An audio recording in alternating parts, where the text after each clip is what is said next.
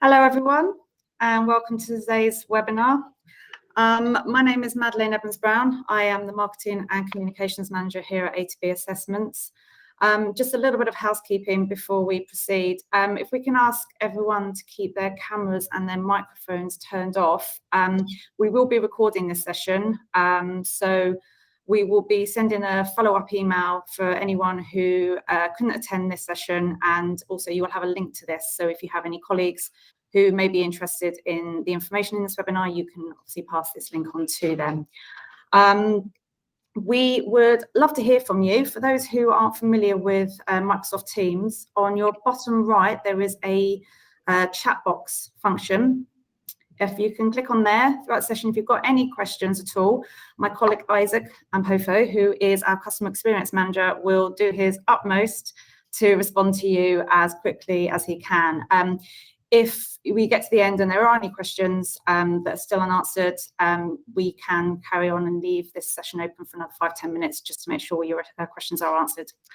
I would like to introduce you to today's presenter. Johnny Walters is one of our experienced assessors. He's been with A2B Assessments for 4 years. I'm going to be sharing an infographic that he's going to talk through. And so without further ado, I'll pass you on to Johnny.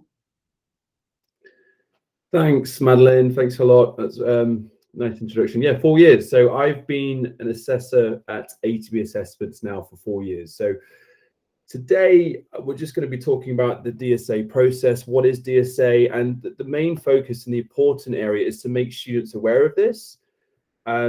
Time and time again, I assess students in their 3rd year at university or their final year, and they have just been made eligible because they didn't even know it existed, or they didn't even know they would be eligible. So there's so much support that they could have had, and maybe that students had to resit a year, resit exams or assignments.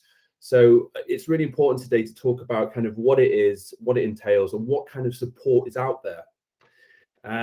So what is DSA? Disabled Students Allowance. So it's funding and support from the government for students in higher education, with students with conditions, disabilities that's having an impact on their studies.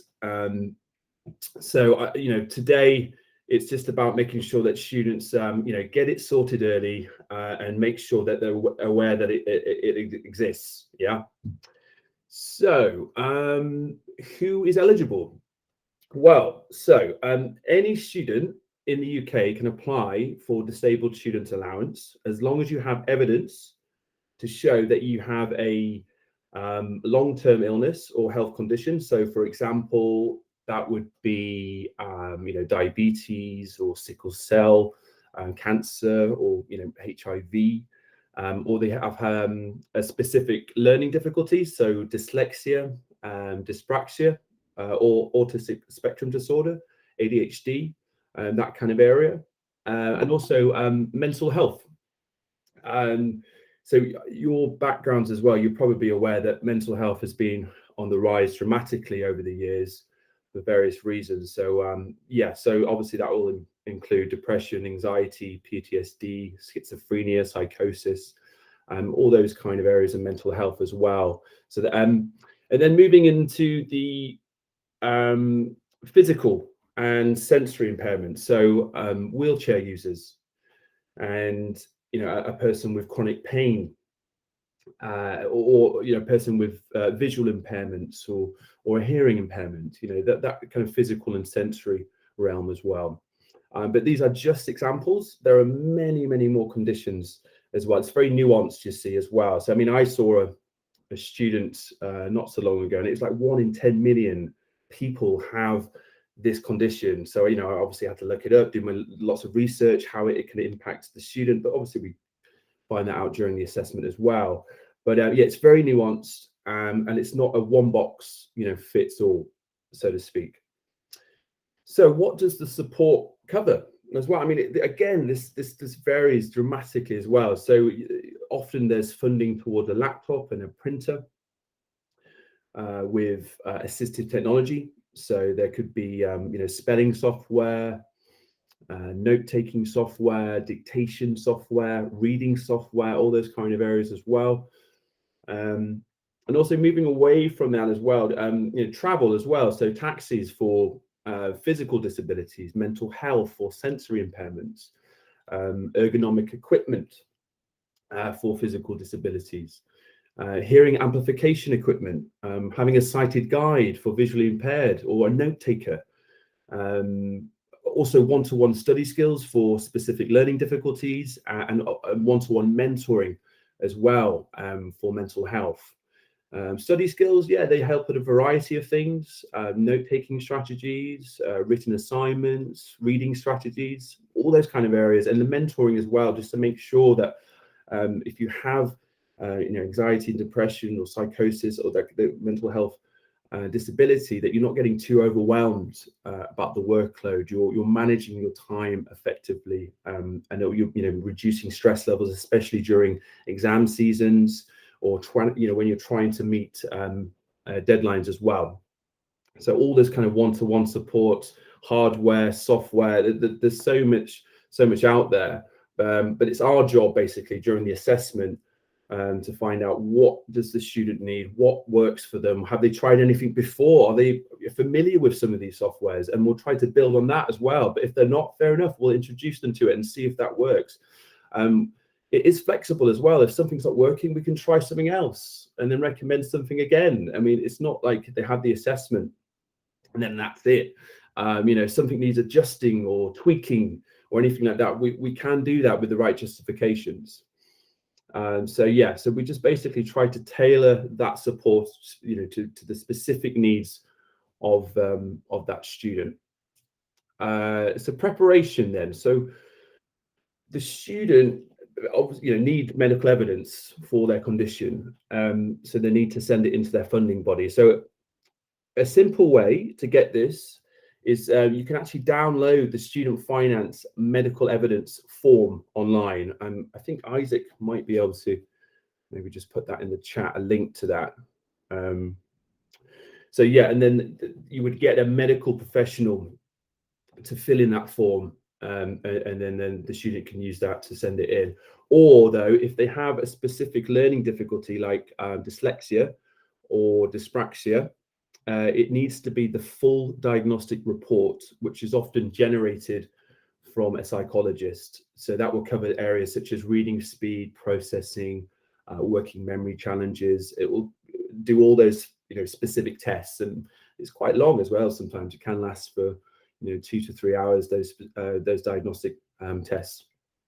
So the application, someone's just joined. This is also my birthday, by the way. I know you can't hear me. Sorry, you can't. I can't hear you. But I just thought it'd be obviously the best thing to do on your birthday is to talk about DSA. So great. So the application.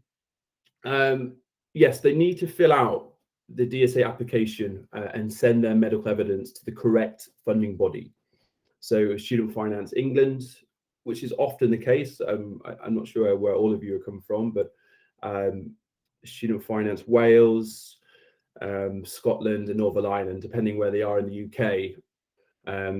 So the information basically to get the form is on our website, A2Bassessments.com, or just go onto the Student Finance website as well and just download the DSA form. You can either fill it online through your Student Finance portal, or you can actually just send in a copy via post, hard copy as well. Jan Pickering, happy birthday. Thanks, Jan. Really appreciate it. Basically, so the DSA, once they process the medical evidence and the DSA form, they will either basically agree to it and say you need to now book your needs assessment, or they may ask for more evidence. So this sometimes happens as well, actually, more often than you think. So DSA, they need to know that the condition is long-term and it's going to affect you on a daily basis. Because sometimes doctors just leave that out. So for example, doctors might go, they don't do the student finance form, they just write a letter and they'll say, so-and-so has anxiety, signed off. that might not be enough. They might just say, and it impacts them on a daily basis, and it impacts their studies, and it's long term. Or if it's a physical disability or something like that, it needs to say those specific kind of words. Otherwise, the DSA can actually reject it and prolong the process, which is obviously the last thing the student wants.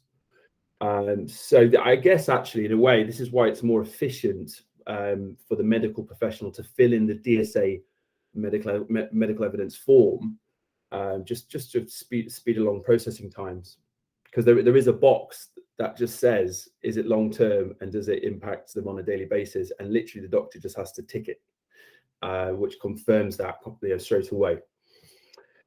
Good. So booking. So yeah, very easy to book through us. You can book online at the A2B on our website, or you can call a head office, and our processing times are pretty quick. We usually get back to students within 2 to 3 days.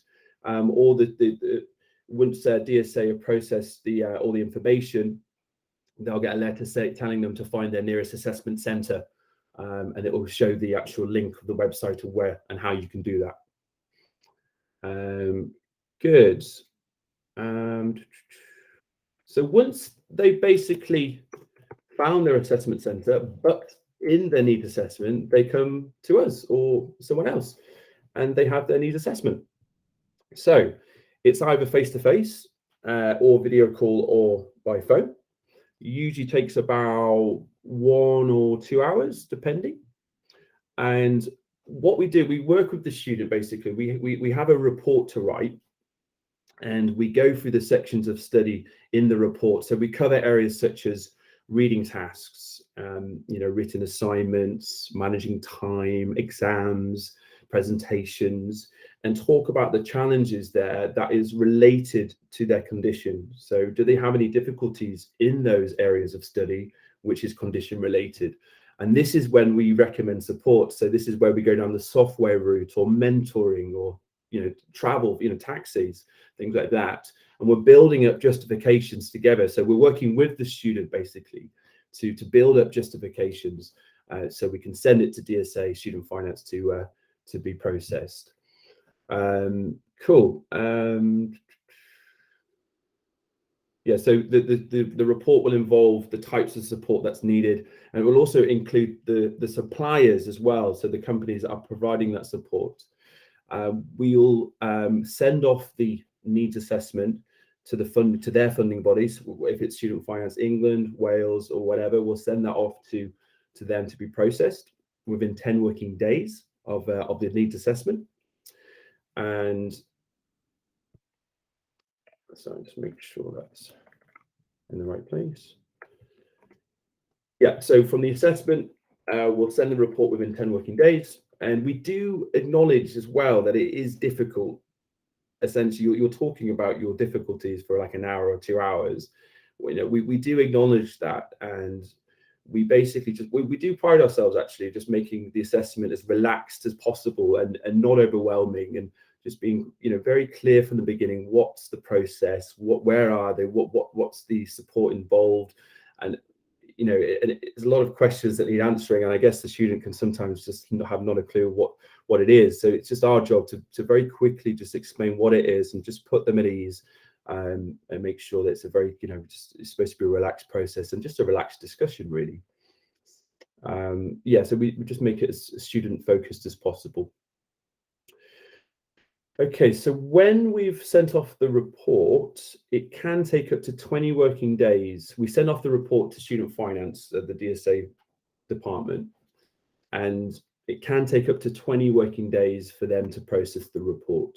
Yeah, so the whole process usually takes about 4 weeks for them having the assessment, to us writing the report, to us sending it to Student Finance. The whole process usually takes about 4 weeks. So once DSA have processed the report, they'll then send the student an entitlement letter, and then that will have a list of the companies and what the student's next steps are to organize the support that we've recommended. So for example, if it was a student with dyslexia, we'd often recommend equipment, study skills, software training as well for it. There'll be a company with a number for the software trainer, their study skills, their equipment supplier, And it's up to the student to contact those companies to arrange the support. Quite often those companies will just ask for a copy of that letter, just to show evidence that they've got funding from DSA, and they'll just deliver the equipment, and and they'll get taught how to use it, and then they can start using sessions with their one-to-one study skills.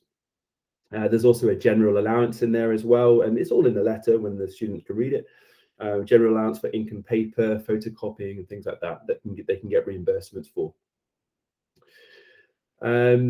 Now, moving forward, so if the student maybe a year later or even a week later just becomes eligible for another condition, yes, it's called a funded review of needs. We can then reassess the student and then add to the support. So for an example, if a student had a specific learning difficulty, and then maybe half a year later they had a new condition like mental health challenges, then we would reassess them. And then we'll just add to the support. So if there's any other support level, we can add in one-to-one mentoring or some more software that can help as well. All depends on the student's needs, of course. So that it doesn't really stop there. And if I see a student in their first year, I am their needs assessor for the whole course duration. So year 1, year 2, year 3, if they're doing medicine, 5 years. And if there's anything that needs tweaking, or if they've got a new condition, we can just reassess them. They will have to send that new condition medical evidence again to DSA just to be made eligible, and then we can reassess them again. Yeah. Okay, I think that's pretty much it. That's basically the whole cycle from beginning to end. I think that's the end of my note. So if there's any questions at all, or Isaac wants to take over. Hi everyone, thanks for that, Johnny, and happy birthday as well. I know, like you said, this is the best place to be on your birthday, so we appreciate that. So hopefully everyone's found that kind of useful in terms of a bit of an explanation about what Disabled Students is, who can be eligible for it, and how it can support some of the students that you have under your care at the moment. From my understanding, a lot of you guys work in SEN departments in secondary education at the moment, and it's about connecting those dots with the support that you have right now, continuing into higher education if those students choose to go down that path. So I'm just going to leave kind of maybe a 5 to 10 minutes now as an open forum to kind of ask me any questions, and I haven't seen anyone pop up. Just on cue, Jane, for student with high functioning autism, is there support for living needs? So regarding living needs, that would qualify under the personal care support. So that's slightly different from Disabled Students Allowance, because that's actually regarding Disabled Students Allowance discusses the impact needs of a condition on the study-related needs. So personal care and living needs normally get taken up with the Higher Education Institute. So it's a slightly different support system on that one. In that case, Jane, what would happen is we would advise the student to speak with their disability team at the university they're attending to see what individual amendments they could make with that student. But there is sort of an accommodation support that is supplied and funded by the Disabled Students Allowance, but it's quite a complicated one in terms of that discussion, as Johnny will attest to. Accommodation is a bit of a grey area when it comes to Disabled Students Allowance, as they don't necessarily like to fund for it. But yes, there is support for high functioning autism students. However, it's got to be tailor-made to students' needs regarding study, not necessarily their living requirements. So it's a slightly different funding source, which wouldn't fall under the Disabled Students Allowance. So hopefully that answers that question. Yeah, it's usually like personal independence payment as well for general living or mobility as well. But yeah, that's not an area of support that's funded by DSA. As Isaac said, it's all study related. So if it's living that's outside the academic study realm, it's not something they would cover. And just on this follow-up question here from Hannah, does the DSA assessment recommend support for their HE providers to provide exam allowances, colour paper, etc.? If so, is it the student's responsibility to let the uni college know? So with regards to that, so yeah, that would fall under the higher education remit on that one. So that would fall under the reasonable adjustments side of things. So when we're assessing a student, we're discussing the type of assessments they have, be it examinations or if they have deadlines, etc. And if a student does have difficulty either attending examinations or actually organising their time management, we would make a recommendation for a reasonable adjustment, but that has to come from the HEI. So it's something that we would recommend. However, it's up to each individual HEI to make that final decision on that one, as it's not something that we can influence, but we would normally recommend it if a student did have that sort of need. But every university has their own kind of reasonable adjustments criteria, so to speak, for individual students' needs. And that's why we really do encourage students to get in touch with their student support team or disability team at the university to ensure that it's quite transparent in terms of the DSA support they receive, as well as the reasonable adjustments that the university can provide as well.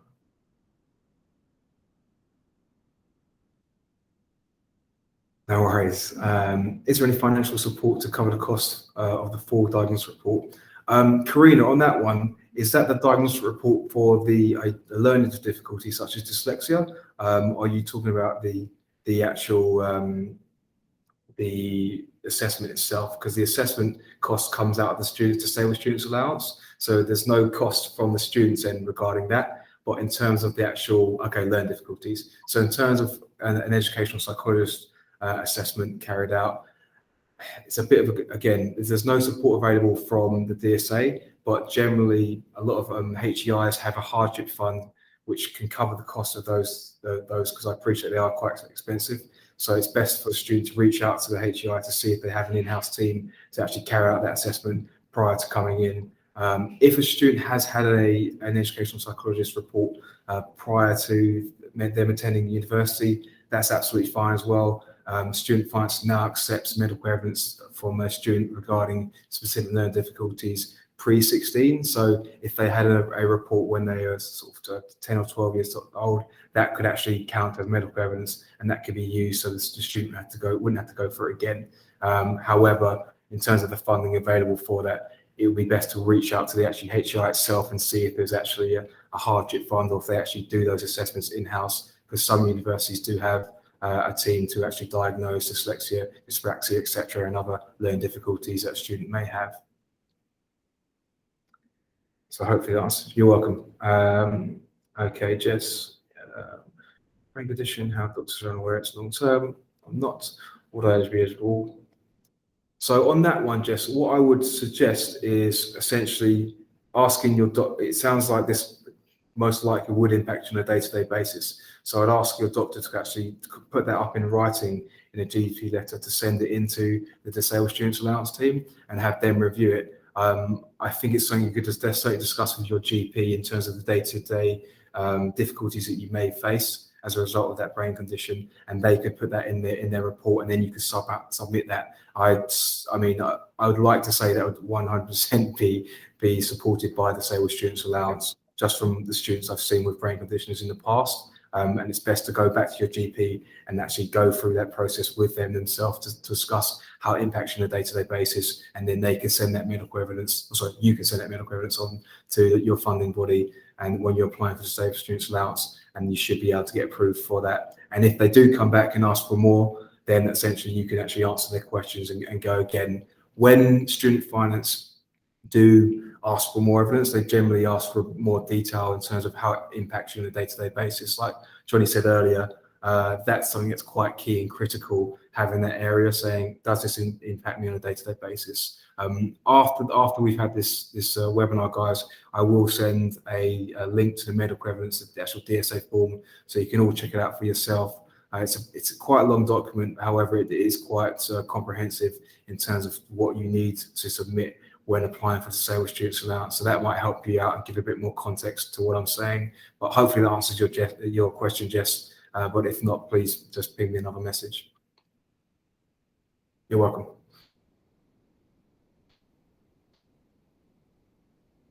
And also, guys, if there's anything that you don't think of right now, we're an open source to contact as well. After this, you'll have our email addresses, so you can always contact us afterwards. But if there's anything else that anyone has any kind of questions or queries about, please feel free to kind of ping them over in the chat. Or if you're really feeling adventurous, there's a hand button in the middle of the screen on the bottom end. you can just go over that, and we'll kind of do a bit of more of an interactive session that way.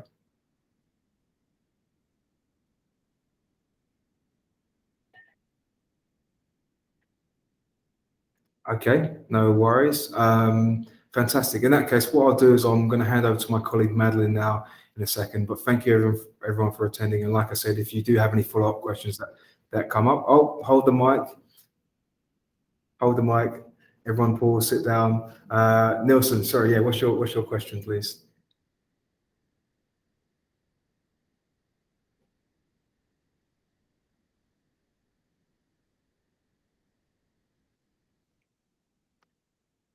If your mic's off on mute, Nelson, you might want to. Okay, cool. There we go.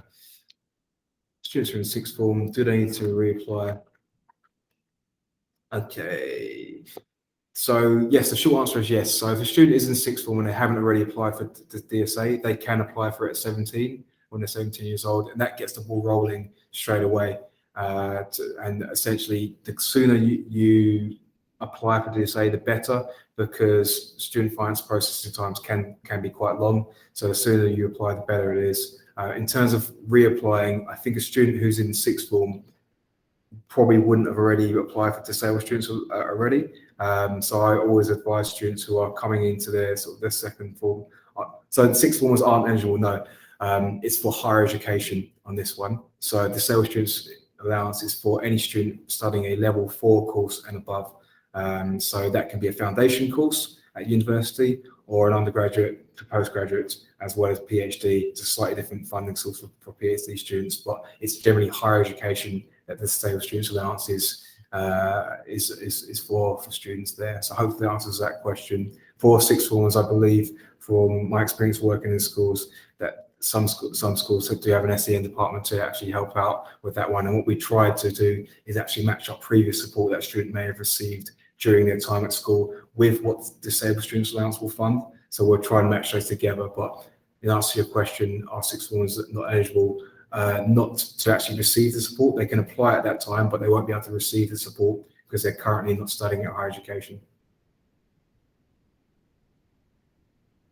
No worries. Good question, Hannah. So students don't need to reapply every year. The disabled students allowance rolls over. So if your course is 3 to 4 years, those recommendations will be made to cover the whole time for that course duration. So the student doesn't need to reapply. If the student were to have a break from study, that's a slightly different circumstance. They'd have to update the funding body that they're actually having a break from study, and then there may be some adjustments made when they return. However, if they're going to continue their course all the way through, then that's DSA support rolls over each year. So that's from the non-medical helpers support that Johnny discussed there, the study skills, the mentoring, etc. But as well as the sort of the warranties and insurances that cover their equipment, their software, maybe their ergonomic support that they may have. So that rolls over each year for that one. So the student does not have to reapply for DSA each year. No worries. Tim Shehu, I can see you've got your hand up. I'm not sure if that's an error or if you're just trying out that button, but have you got any questions at all?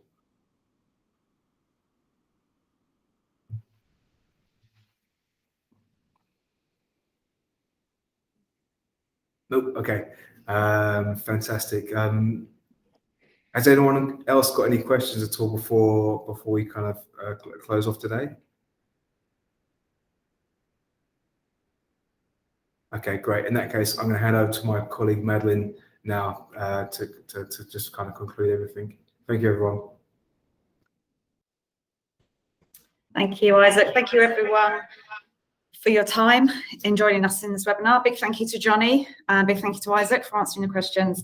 As I mentioned at the beginning, there will be a recorded link available. We will be sending a follow-up email with that link, so you have that available for any colleagues, and we'll also add that link that Isaac mentioned earlier on for your information. As we said, any questions, please just pass them over and we will help you if you come up with any webinar. Again, thank you very much for your time. Bye-bye.